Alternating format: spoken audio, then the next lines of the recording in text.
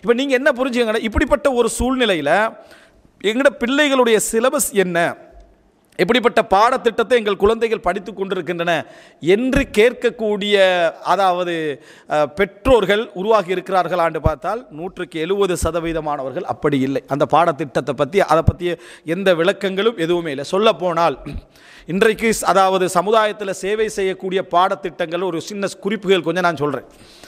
முதலாவது, குழந்தைக்கு தேவையான படிப்பு அப்படி என்று பார்த்தீங்கன்னா இஸ்லாமிய அடிப்படையில் பார்த்தீங்கன்னா, அதாவது அறிவு ரீதியான விஷயத்துக்கு முன்னால் குழந்தைக்கு தேவையானது என்னன்னு சொன்னால் ஆளுமை ரீதியான விஷயம்.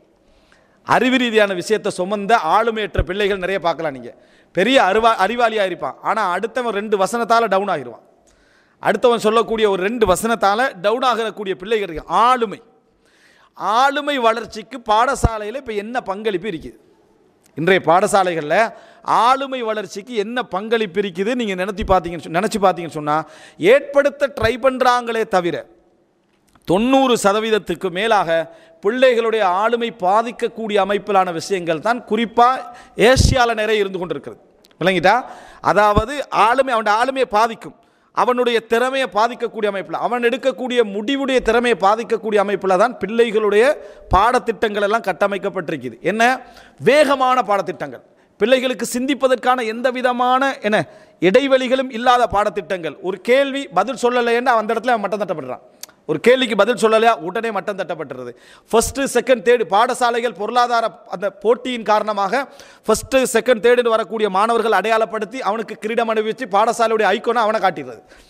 இந்த கடைசியில் 30, 25 என்று இருக்கிறாங்களே அவங்கெல்லாம் வந்து ஸ்கூலுக்கு செல்லா காசுகளாக மாற்றப்படுவது. ஆளுமை அவனை என்ன செய்கிறான், என் சமுதாயத்தில் எனக்கு இங்கே இடம் இல்லை. அவன் என்ன முடிவெடுக்கிறான்னா, ஒரு 10th வர்றதுக்கு முன்னாலேயே இது பாடசாலை நமக்குரிய இடம் உண்டு அல்ல, ஸ்கூல் வந்து நமக்குரிய இடம் உண்டு இல்லை, அவன் அங்கிருந்தே கிளம்பி முதலாளி ஆகிடுறான். பிறகு இவர் ஃபஸ்ட்டு பெஞ்சில் இருக்கிறவர் பேர்த்து அங்கே வேலை செய்கிறது. சமுதாய சிஸ்டத்தில் அதிகமாக நீங்கள் பாருங்கள் பார்ப்போம், கடைசியில் உள்ளவன் கிளம்பிடுறான், நமக்கு சரி வராதுன்னு போய் எங்கேயோ ஒரு பிஸ்னஸ் பண்ணி அது பண்ணி கொஞ்சம் பெரிய இடத்துல முன்னேறிடுறான். ஒரு கிளாஸ் ஃப்ரெண்டுன்னு சொல்லி அவனுக்கு வேலையை போட்டு கொடுக்குறது யார், இங்கே உள்ள இது வந்து எல்லா இடத்துலையும் இல்லாட்டி கூட ஒரு நீ காணலாம் சமுதாயத்தில் ஒரு கணிசமாக அவன்கிட்ட போய் வேலை செய்யக்கூடிய அளவில் பார்க்கலாம். இவன்ட்ட ஆளுமையை இங்கே தட்டப்படு. இவன்ட்ட இப்படி சொல்லி வளர்க்குறேன்னா உனக்குரிய ஜொப்பெல்லாம் என்ன தெரியுமா, உனக்குரிய வேலையெல்லாம் கம்பெனிகளில் தான் இருக்குது, உனக்கு எந்த இடத்துல வேலை கிடையாது, நீ இதில் போய் சர்டிஃபிகேட்டை நம்பித்தான் நீ வாழணும் என்கின்ற ஒரு நம்பிக்கை ஊட்டிடுறது. இயற்கையான தந்தையுடைய மற்றவர்களுடைய எல்லா தொழிலையும் கைவிட்டு போகக்கூடிய அமைப்பிலான ஒரு சிஸ்டத்தை உருவாக்கி இருக்கிறார்கள். அதாவது அரசாங்கம் தீர்மானிக்கிறது உங்களுக்கு என்ன தொழிலை என்ன செய்யணும் கொடுக்கணும். ஒரு உதாரணம் போட்டிருந்தாங்க, ஒரு பாடசாலையில் ஒருத்தர் கேட்குறாரு, நீங்கள் என்ன நம்ம டாக்டரானா இன்ஜினியர் ஆகணும், நீங்கள் அப்படி ஒருத்தர் சொல்லிட்டு போகிறாங்க. ஒரு அரபியில் கேட்குறேன், நீங்கள் என்ன ஆகணும், நான் கஃபீல் ஆகணும் அப்படின்ட்டான். நான் வந்து என்னது கஃபீல் ஆகணும், அத்தனை பேருக்கு நான் தான் வேலை கொடுக்கணும். சரியா? அத்தனை பேருக்கு நீங்கள் அத்தனை டாக்டராக இன்ஜினியர் வாங்க, நான் வந்து என்ன செய்கிறேன், நான் வேலையை கொடுக்குறேன். அப்படின்னா தொழில் விஷயத்தில் கல்வியோடு சேர்த்து இன்னொரு பகுதிக்கு பங்களிப்பு அதிகம். எது? அரசாங்கத்துக்கு.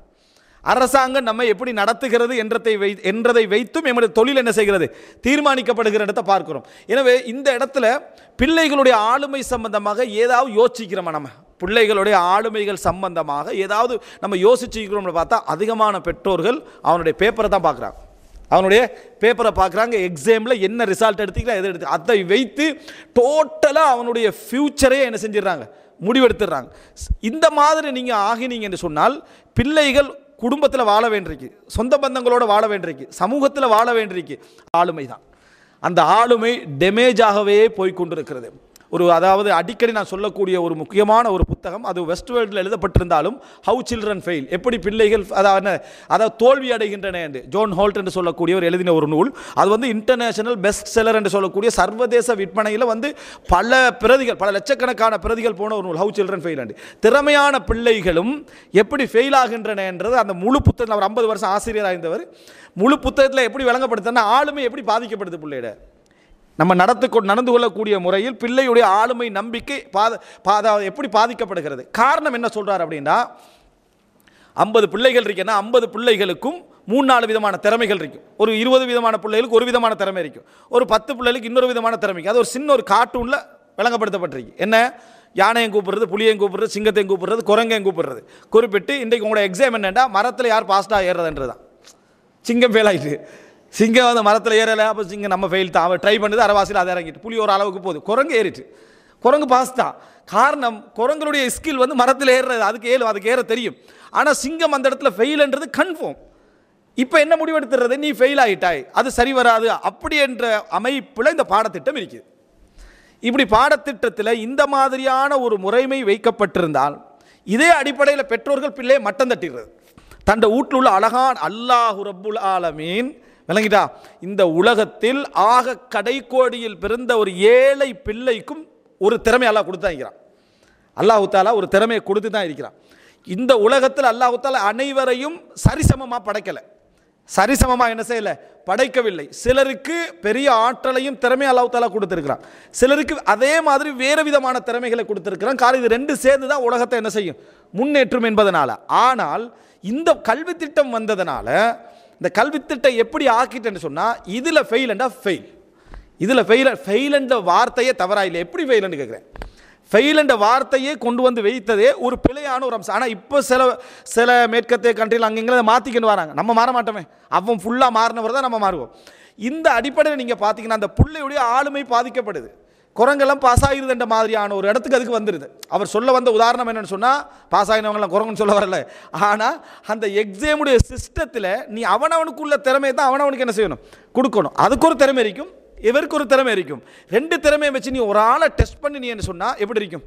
இந்த மாதிரியான ஒரு தரம் வந்தால் பிள்ளைகளுடைய ஆளுமை நிறைய பாதிக்கும். சிறந்த முன்னேற்றமான பாதை. அந்த வாப்பாவோட மட்டம் தட்டதில் கேட்டுதே ஒரு புள்ள வளருவா. வாப்பாவும் விரக்தியில் வளர்றான், புள்ளை என்ன செய்கிறான், விரக்தியில் வளர்றான். வாப்பா என்ன புரிஞ்சுக்கொள்ள புள்ள நினைக்கிறான், புள்ள என்ன புரிஞ்சுக்கிறான், வாப்பா என்ன செய்கிறான் நினைக்கிறான். போதைப் பொருள், அடுத்தது என்ன, போதைப் பொருள், மற்ற விஷயங்களுக்கு அவன் போயிடுறான். அது முதலாவது போதைப் பொருள் பழகிற இடமே எதா மாறி பாடசாலைக்குள்ள என்ன போதைப் பொருள் தருவிக்கக்கூடிய இடமாக மாறி இருப்பதை நம்ம பார்க்கிறோம். அன்புள்ள சகோதரர்களே, எனவே முதலாவது எங்களோட சிலபஸில் ஃபஸ்ட்டுக்கு என்ன வைக்கணும், மானவியத், ஒருவருக்கு கொடுக்கப்பட வேண்டிய உளர் ரீதியான பலம். அந்த உளர் ரீதியான பலம் நீங்கள் கொடுக்கவில்லை என்று சொன்னால், ஒரு ஃபெயில் என்று சொல்லக்கூடிய நிலையில் உள்ளவனுக்கு உளர் ரீதியான ஒரு பலம் நமக்கு கொடுக்கப்படவில்லை என்றால் அது பெரிய பாதிப்பை என்ன செய்யும், ஏற்படுத்தும். அதாவது ஒரு முக்கியமான நம்ம ஏற்கனவே சொல்லியிருக்கிறேன் நினைக்க ஒரு தகவல் சொல்லுவாங்க என்னென்னா, எப்படி அந்த உளர் ரீதியான ஒரு சிந்தனை கடத்துறதுக்கான ஒரு உதாரணம் அதில் சொல்லப்படுது. ஒரு ஒரு ஒரு செல்லப்பிராணி ஒன்று வாங்குவதற்காக ஒரு சின்ன பிள்ளை வந்து கொஞ்சம் பணத்தை சேர்த்துக்கன்னு கடைக்கு போகுது, பெட்ரோல் வாங்குறது கடைக்கு போகுது. அங்கே போன நேரத்தில் இவர் போன $1 சொன்னால் அந்த $1 ஏற்ற மாதிரி எதுவுமே என்ன, $2 வேணும், $1 ஏற்ற மாதிரி எதுவும் இல்லை. அதனால் வந்து என்ன வேணுமுன்னா இது $2, $1 வேணுமுன்னா உனக்கு என்ன ஊனமான ஒரு பூனை இருக்குது, இதை எடுத்துகிட்டு போ, $1 தரேன், மற்ற எல்லாம் $2 தான் இருக்கு, எல்லாம் நல்ல ஹெல்த்தியான நல்ல உடம்புள்ள முறையாக உள்ள தான் இருக்கின்றார். அந்த புள்ள என்ன செய்யணும், ஓகே நில்லுங்கன்ட்டு போயிடுது விட்டு. இல்லை நீ இது ஒன்றுக்கே எடுத்துகிட்டு போய், இல்லை வேணா போயிடுறேன்னா ஊருக்கு போயிடுது. $2 எடுத்துகிட்டு வருது. $2 வந்து கொடுத்துட்டு அந்த பூனையை எனக்கு தாங்கன்ற, ஊனமான பூனையை எனக்கு தாங்கன்ற, அது $1 உனக்கு தர, இல்லை எனக்கு 2 தாங்கன்ற, அது என்னத்துக்கு ஊனமானது நீ அப்படியே எடுக்கிறாய் அப்படின்னு சொன்ன உடனே அந்த புள்ள தண்டை ட்ரெஸ்ஸை தூக்கி தண்டை காலை காட்டுது. எனக்கும் ஊனம்தான், நானும் ஊனத்தோடு இருக்கிறவன், அதனால் எனக்கும் அதே சமமான என்ன அந்த இது இருக்கணும். அதனால் அந்த $2 கொடுத்து அந்த புள்ள என்ன செய்து எடுக்குது.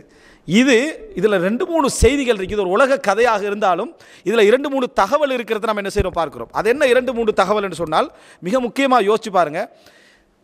தன்னை போலத்தான் மற்றவர்களைப் போல தான் ட்ரீட் பண்ணப்பட வேண்டும் என்று நினைக்கக்கூடியவன் பணம் என்று வார டைமில் தன்னுடைய பலகீனத்தை வச்சு பணத்தை சம்பாதிக்க ட்ரை பண்ணக்கூடாது.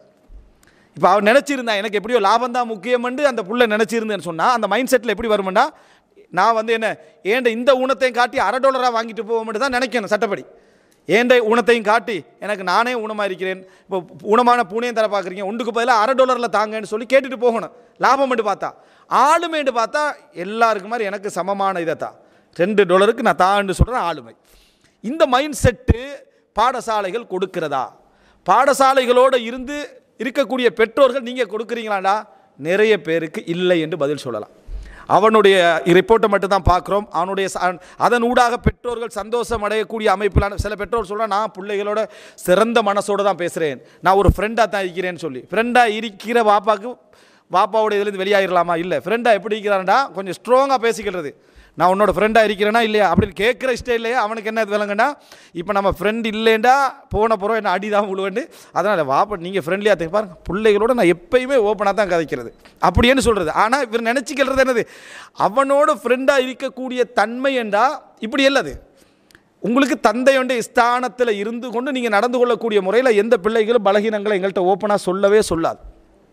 அந்த பிள்ளைகள் எதிராக சிந்தித்தாலே நமக்கு எதிராக போகிறோன்னு நினைக்கிறோம், எதிராக சிந்தித்தாலே எதிராக போகிறோன்னு நினைக்கிறோம். எனவே முதல் அம்சம், பிள்ளைகளிடத்தில் ஆளுமை என்றது டேமேஜ் ஆகிட்டே போகுது. இது எங்கே உங்களுக்கு பாதிக்கும் தெரியுமா? நீங்கள் அவனுக்கு திருமணம் பேசுவீங்க, அவனுக்கு ஒரு தொழில் தேடி கொடுப்பீங்க, ஒரு தொழிலில் ஈடுபடுவான், சமுதாயத்தில் ஒரு இடத்துக்கு வருவான், இந்த இடங்கள் எல்லாம் அது பாதிக்கும். அந்த கல்வியுடைய நீங்கள் கொடுத்த அந்த ஆளுமையில் ஏற்படுத்தின பாதிப்பு அங்கெல்லாம் வெளிப்படும். அவன் குடும்பத்தில் அவன் எரிஞ்சு விழுறதுக்கு பின்னணியில் இந்த ஆளுமை பாதிப்பு என்ன செய்ய இருக்கும், தான் மட்டம் தட்டப்பட்டது இருக்கும், தான் எந்த பொசிஷனில் இருக்கிறேன் அப்படி. இன்றைக்கு நிறைய நண்பர்களோட பழகிற டைமில் பாடசாலையுடைய பாதிப்பு அவனுக்கு அப்படியே இருக்கும். நீங்களாம் அந்த காலத்தில் நல்லா படிச்சிங்க, நாங்கள் என்ன செய்ய, எங்களோட கஷ்டமாக தான், இப்படியே தான் பணிஞ்சு தான் என்ன செய்கிறான். அதாவது தான் சமுதாயத்தில் ஒரு உயர்ந்த அந்தஸ்து அடைச்சிக்கிறான், நல்ல தொழில் வைக்கிறான், நல்ல வருமானம் வைக்கிறான். ஆனால் அவனுக்கு பாதிப்பு போகலை, எந்த பாதிப்பு போகலை. இவர் உலக ரீதியாக அந்த அந்த அந்த கல்வி எதுக்கு கொடுக்கப்பட்டுச்சு? ஒழுக்கத்துக்கு கொடுக்கப்பட்டுச்சா? இல்லை, பொருளாதாரத்துக்காக கொடுக்கப்பட்ட ஒரு கல்வி அது. அந்த கல்வியில் இவன் முன்னேறலை, இவனுக்கு தொழிலும் கிடைக்கல, கல்வி இல்லாமல் அவன் முன்னேறிக்கிறான். அவனோட இவன் என்ன பேசிட்டுக்கிறான்னா, இவர் என்ன முன்னேறிட்டாலும் இவருக்கு படிப்பறிவு இல்லைன்னு. எப்படி பேசுகிறது தெரியுமா? இவன் எவ்வளோ பெரிய முன்னேற்றத்தை அடைஞ்சிட்டாலும் இவனுக்கு படிப்பறிவு இல்லை அப்படின்றான். இந்த படிப்பறிவு நீ முன்னேறதுக்கு தானே படித்தாய், அந்த முன்னேற்றம் உனக்கு கிடைக்கல, அவனுக்கு கிடைச்சிருக்கு. அப்போ கூட இவன் அந்த ஸ்கூலுடைய அந்த இதை விட்றான். இல்லை, இந்த சிந்தனையை நீங்கள் புரிஞ்சு பாருங்கள், இது யோசிச்சு பாருங்கள். பிள்ளைகளோடு நம்ம அப்படி நடக்கிறோமா? அவனுடைய ஏதாவது நம்பிக்கையாக அவன் செயல்படக்கூடிய நேரத்தில் அந்த தைரியத்தை அவனுக்கு கொடுக்குறோமா? எங்களோட முரம்பட்டு நடந்தாலும் சரி, மார்க்கத்தில் முரம்படாத வரைக்கும் அந்த தைரியத்தை அவனுக்கு என்ன கொடுக்குறோமா அப்படி என்று யோசித்து பாருங்கள். அன்புள்ள சகோதரர்களை, இது மிக முக்கியமான